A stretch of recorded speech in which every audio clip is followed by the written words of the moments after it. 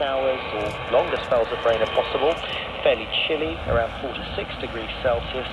Further south, particularly across East Anglia and the southeast, I think it's going to be dry overnight and clear, and the lows early in the morning on Monday will be around 6 to 8 Celsius.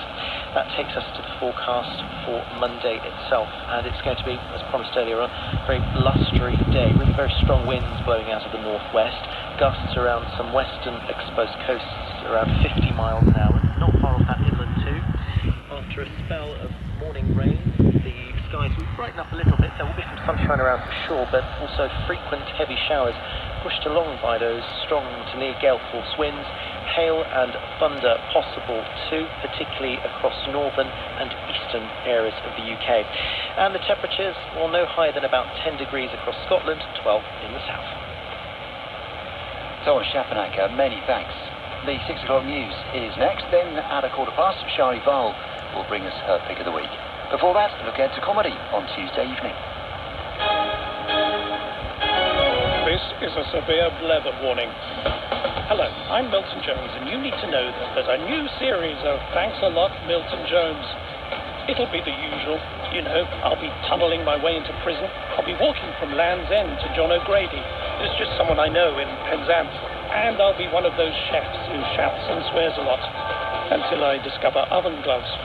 So best to stay inside and wait for further episodes of the new series of Thanks a Lot, Milton Jones.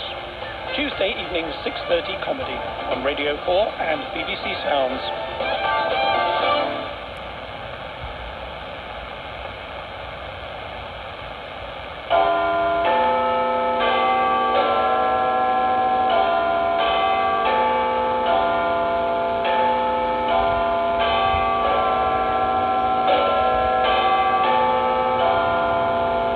BBC News at 6 o'clock.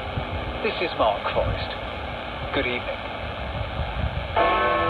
Israel has said its confrontation with Iran is not over after Tehran fired a barrage of missiles and drones at the country overnight. We will build a regional coalition and exact the price from Iran in the fashion and timing that is right for us. Most of the missiles and drones were intercepted and shot down by Israel and allied forces, including the RAF. World leaders have held a video call to discuss the crisis. They've condemned Iran's attack and urged restraint. We'll have full analysis from our correspondents covering the region and hear from our international editor about what might lie ahead. Also tonight, more details have emerged of the 6 victims of the knife attack at a shopping centre in Sydney. And survivors of the Manchester Arena bombing 7 years ago are taking legal action against MI5.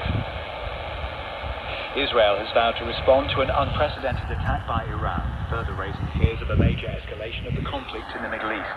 More than 300 drones and missiles were fired overnight, but the Israeli military says 99% of them were shot down. The attack was a response to an Israeli strike on the Iranian consulate in Syria. Tehran says it now deems the